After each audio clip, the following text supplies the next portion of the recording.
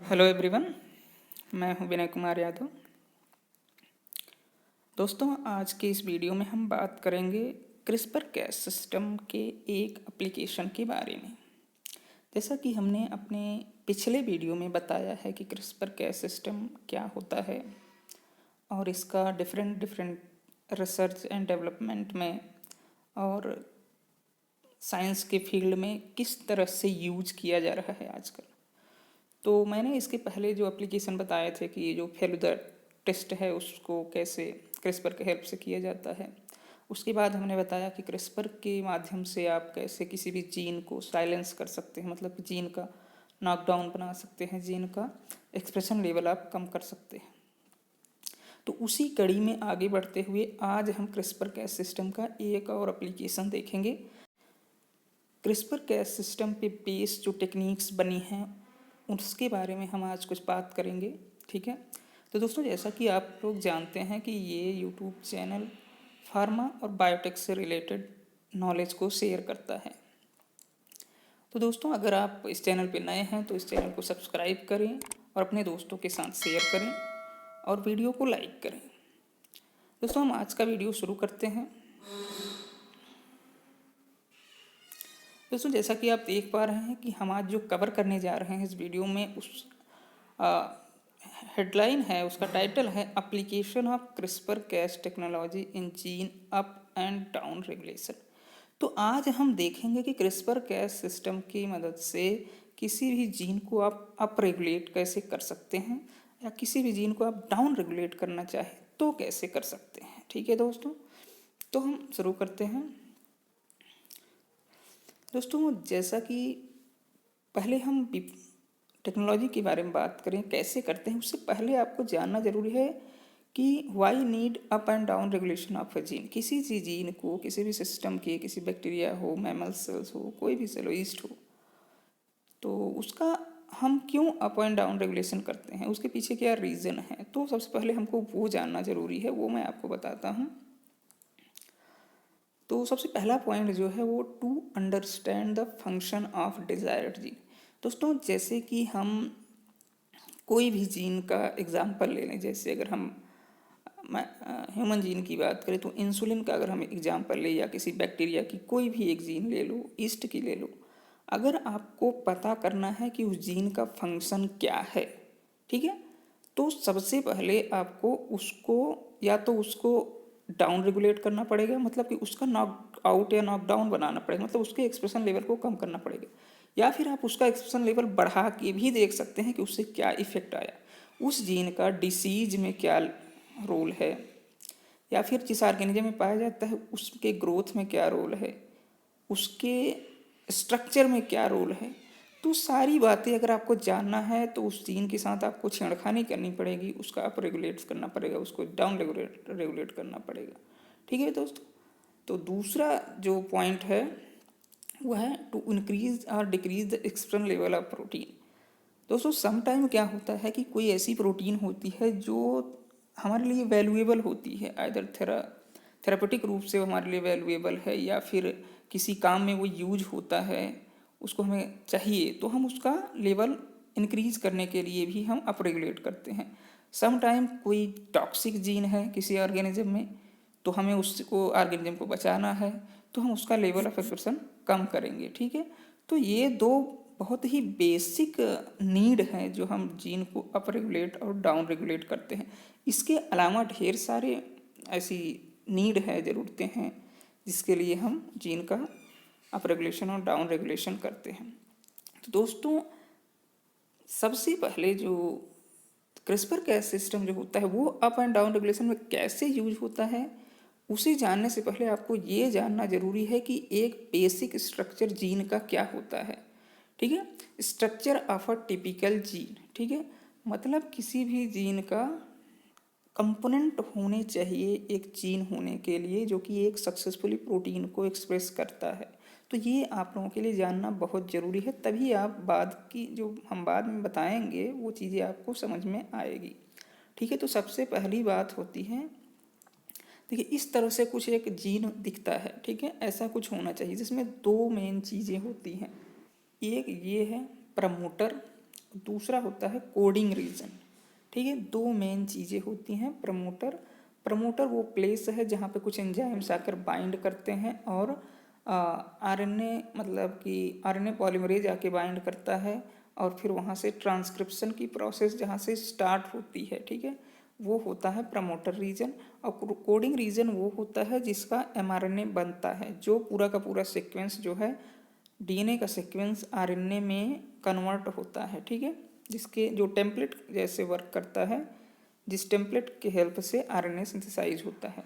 और ये आप देख पा रहे हैं कि इधर एटीजी कोडॉन है जहाँ से शुरू होता है, यहाँ पे यूएजी कोडॉन है जहाँ पे मतलब ख़त्म होता है, ठीक है।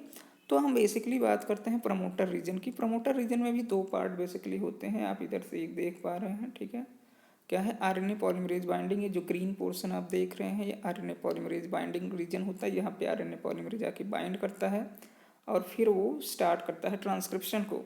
और ये आप देख रहे हैं रेगुलेटरी रीजन लिखा हुआ है, बेसिकली इसको ओपेरॉन भी बोलते हैं। यहाँ पे क्या काम होता है कि एक्टिवेटर, ठीक है, एक्टिवेटर और रिप्रेसर बाइंड करते हैं, ठीक है। रिप्रेसर डिपेंडिंग अपॉन कि किसकी अवेलेबिलिटी है, कैसी कंडीशन है, उस पर डिपेंड करता है कि एक्टिवेटर बाइंड करेगा या रिप्रेसर बाइंड करेगा। जब एक्टिवेटर रिप्रेसर बाइंड करेगा वही आगे डिसाइड करेगा कि आरएनए पॉलीमरेज इस पोर्शन से बाइंड करेगा कि नहीं। जब आरएनए पॉलीमरेज बाइंड करेगा तो ट्रांसक्रिप्शन होगा, जब आरएनए पॉलीमरेज बाइंड नहीं करेगा तो ट्रांसक्रिप्शन नहीं होगा, ठीक है। तो ये होता है बेसिकली एक जीन का स्ट्रक्चर, ऐसा कुछ होता है, ठीक है। अब आप ये समझ चुके हैं कि हमें किसी जीन का नॉकडाउन क्यों बनाना है, ठीक है, या फिर जीन का अप रेगुलेशन डाउन रेगुलेशन क्यों करना है। और उसके बाद आप जान चुके हैं कि एक जीन का स्ट्रक्चर क्या होता है, ठीक है। अब हम नेक्स्ट बात करते हैं कि डीएनए टू प्रोटीन वर्कफ्लो। आपने ये जान लिया कि जीन कैसा होता है, क्या क्या कंपोनेंट उसके होते हैं। अब आपको ये भी जानना जरूरी है कि डीएनए से प्रोटीन कैसे बनता है।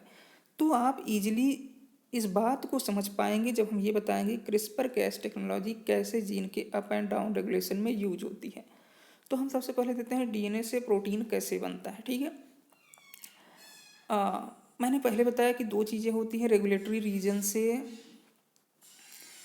इस रीजन से बाइंड करने वाली दो चीज़ें होती हैं, एक एक्टिवेटर होता है, एक रिप्रेसर। तो जब हम पहले बात कर रहे हैं व्हेन एक्टिवेटर प्रेजेंट, जब एक्टिवेटर प्रेजेंट होता है तो डीएनए से प्रोटीन कैसे मतलब वर्कफ्लो क्या होता है, ठीक है।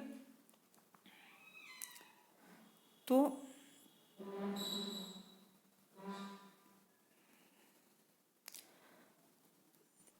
when activator binds to regulatory region it recruit,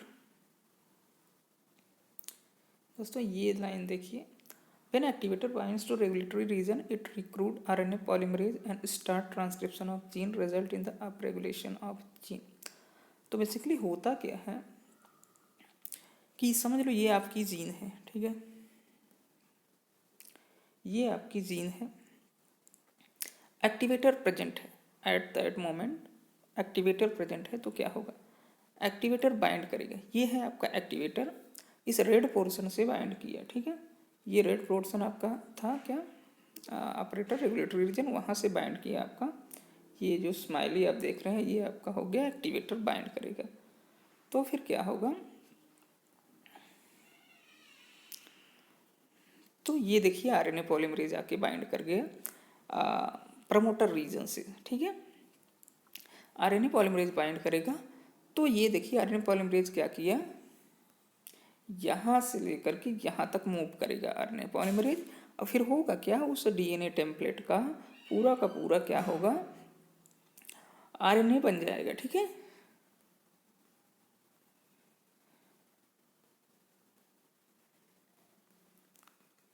ठीक है, ये देखिए ट्रांसक्रिप्शन हो गया और आरएनए बन गया, ठीक है। तो आरएनए बनेगा, फिर नेक्स्ट स्टेप क्या होगा, ठीक है, जो आरएनए बना उसका ट्रांसलेशन होगा और प्रोटीन बन जाएगा। ये कंडीशन थी जब एक्टिवेटर प्रेजेंट रहेगा। एक्टिवेटर प्रेजेंट रहेगा, एक्टिवेटर जाके बाइंड करेगा रेगुलेटरी रीजन से, और उसके बाइंडिंग के बाद आरएनए पॉलीमरेज बाइंड करेगा, आरएनए पॉलीमरेज जीन को ट्रांसक्राइब करेगा और ट्रांसक्रिप्शन के बाद एमआरएनए बनेगा, एमआरएनए से ट्रांसलेशन होगा और प्रोटीन बन जाएगी। ये कंडीशन थी जब एक्टिवेटर प्रेजेंट है। अब हम देखते हैं जब रिप्रेसर प्रेजेंट है, ठीक है, व्हेन रिप्रेसर प्रेजेंट।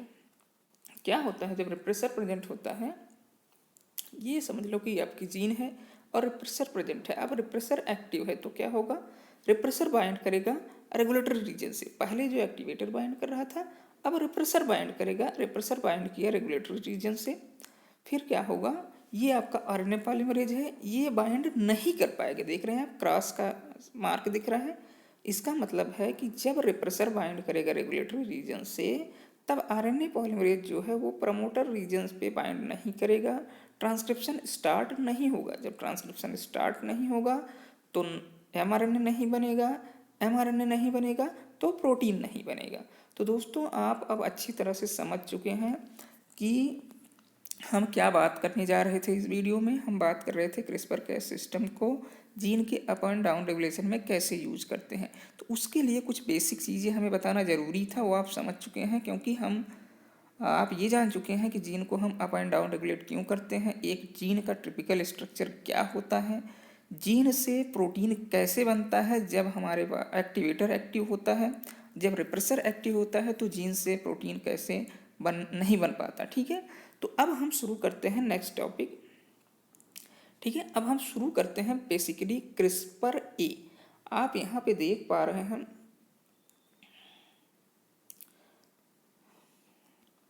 दोस्तों आप देख पा रहे हैं स्लाइड में लिखा है क्रिस्पर ए एंड क्रिस्पर आई।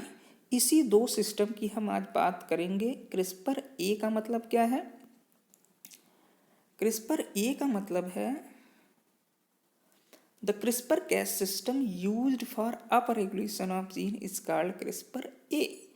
दोस्तों क्रिस्पर पे बेस्ड वो सिस्टम जो जीन की अप रेगुलेशन मतलब कि जीन का एक्सप्रेशन बढ़ाने के लिए यूज किया जाता है, उसको बोलते हैं क्रिस्पर ए फॉर एक्टिवेशन।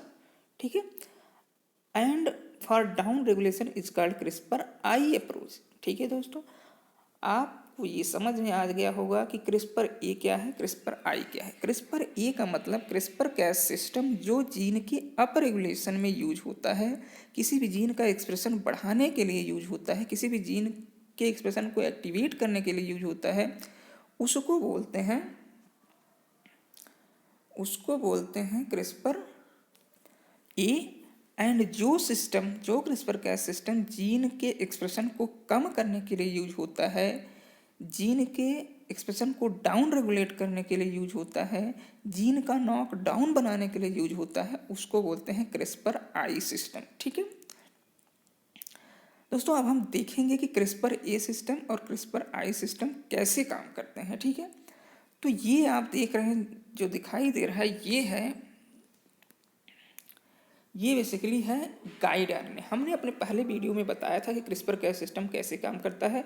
उसके दो कंपोनेंट होते हैं, पहले होता है गाइड आरएनए, जी आरएनए बोलते हैं उसको, और दूसरा होता है Cas9 प्रोटीन। ठीक है, ये दो चीज़ें हमने बताया था होती हैं क्रिस्पर कैस सिस्टम में। तो जब हमें किसी भी बैक्टीरिया या किसी भी सेल में जब हमको नॉकडाउन बनाना है तो हम क्या करते हैं, एक प्लाज्मिड लेते हैं, इस प्लाज्मिड में हम ऐसी दो जीन डालते हैं। एक ये जीन डाल दिए, समझ लो ये गाइड आरएनए के लिए हो गया सीक्वेंस, और ये सीक्वेंस हमने डाल दिया, समझ लो DCAS9 को। और इस पूरे प्लाज्मिड को हम जिस सेल में हम मान लो ये सेल है, इसमें हमको इस प्लाज्मिड को हम क्या करते हैं, इंट्रोड्यूस कर देते हैं। ठीक है, अब ये वहाँ पर चला जाएगा तो क्या होगा, ये इस सेल के अंदर जाके गाइड आरएनए बनाएगा। ठीक है, सेल में जाएगा तो गाइड आरएनए बनाएगा, कुछ ऐसा ये गाइड आरएनए बन जाएगा, कुछ ऐसी ये प्रोटीन बन जाएगी। फिर ये गाइड आरएनए इस प्रोटीन से कंबाइन होकर के कुछ ऐसा स्ट्रक्चर बनाएगा। तो हम देखते हैं, ये आपने जो देखा ये हो गया अपना गाइड आरएनए। ठीक है, ये गाइड आरएनए हो गया। फिर नेक्स्ट ये आपका Cas9 प्रोटीन हो गई। जो Cas9 बना वो Cas9 प्रोटीन गाइड आरएनए से बाइंड करेगा। और तीसरा ये आपका एक्टिवेटर हो गया। दोस्तों क्रिस्पर ए सिस्टम में क्या होता है कि हम गाइड आरएनए जो होता है उसके बाद जो Cas9 प्रोटीन होती है, Cas9 प्रोटीन के साथ हम एक्टिवेटर को फ्यूज कर देते हैं। ठीक है, Cas9 प्रोटीन के साथ एक्टिवेटर को ज्वाइंट कर देते हैं। ठीक है, तो अब Cas9 प्रोटीन जो है एक्टिवेटर के साथ जो बाइंड है वो गाइड आरएनए से बाइंड करेगा। ठीक है, ये कॉम्प्लेक्स बन गया जिसको बोलते हैं DCAS9 guide RNA activator complex. अब ये आपकी जीन है, समझ लो क्या होगा, जब ये जीन से जाके आपका गाइड आरएनए जाके प्रमोटर रीजन से ऑपरेटर रीजन से बाइंड करेगा।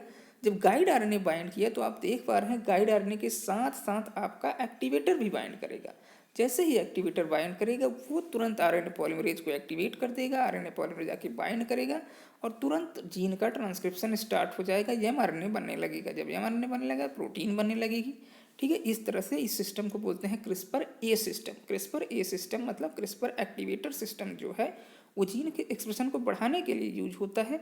उसमें बेसिकली क्या होता है, गाइड आरएनए होता है और DKS9 प्रोटीन होता है। DKS9 प्रोटीन के साथ हम एक्टिवेटर को, जीन के जो एक्टिवेटर होता है उसको हम फ्यूज कर देते हैं और वो आपने देख लिया कि किस तरह से जीन के एक्सप्रेशन को बढ़ा देता है। दोस्तों अब हम बात करते हैं क्रिस्पर आई सिस्टम। क्रिस्पर आई मतलब आई स्टैंड फॉर इंटरफेरेंस, मतलब ये क्रिस्पर सिस्टम जो है, इंटरफेरेंस सिस्टम जो है, ये जीन के एक्सप्रेशन को कम करने के लिए यूज होता है। कैसे यूज होता है दोस्तों, सारा प्रिंसिपल वही है। एक सेल होगी आपकी, ठीक है, उस सेल में हम डालेंगे एक प्लाज्मिड के माध्यम से या किसी भी और डिलीवरी सिस्टम के माध्यम से हम डाल देंगे गाइड आरएनए और Cas9 प्रोटीन। यहाँ पर Cas9 प्रोटीन जो होगी वो फ्यूज होगी अब रिप्रेसर के साथ, क्योंकि आपने देखा एक्टिवेटर सिस्टम में एक्टिवेटर के साथ, तो रिप्रेसर सिस्टम में रिप्रेसर के साथ फ्यूज होगी। ठीक है, ये आपका Cas9 है जो कि गाइड आरएनए से बाइंड किया, ये हमने फ्यूज कर दिया है उसके साथ, रिप्रेसर के साथ। फिर क्या होगा, ये आपकी जीन, ये बन गया complex DKS9 guide RNA repressor complex. इस बार रिप्रेसर कॉम्प्लेक्स है। ठीक है, ये आपकी जीन हो गई। इस तरह से गाइड आरएनए जाके जीन सीक्वेंस से जब बाइंड करेगा, ठीक है, तो साथ में आप देख रहे हैं कि वो रिप्रेसर को भी बाइंड करेगा। जब रिप्रेसर बाइंड करेगा तो ये आपका आरएनए पॉलीमरेज है। ये आरएनए पॉलीमरेज अब प्रमोटर रीजन से बाइंड नहीं कर पाएगा। ठीक है, तो नो एमआरएनए मतलब एमआरएनए नहीं बनेगा और प्रोटीन नहीं बनेगी। ठीक है, तो इस तरह से क्या हुआ कि अब जीन का एक्सप्रेशन कम हो जाएगा। जिस जीन के लिए हमने गाइड आरएनए डिजाइन किया है, जिस जीन को हमने टारगेट किया है, वो क्रिस्पर की हेल्प से उसका अब हमने एक्सप्रेशन लेवल कम कर दिया। ठीक है दोस्तों, तो अब आप देख लिए कि क्रिस्पर कैस सिस्टम कैसे किसी भी जीन के एक्टिवेशन में और किसी जीन के इनहिबिशन में, उसके एक्सप्रेशन के इनहिबिशन में यूज हम कैसे कर सकते हैं। तो दोस्तों हमें उम्मीद है कि हमारा जो सेशन था आज का वो आपको समझ में आया होगा। दोस्तों वीडियो को लाइक करें और अपने दोस्तों के साथ शेयर करें और हमारे चैनल को सब्सक्राइब करें। धन्यवाद।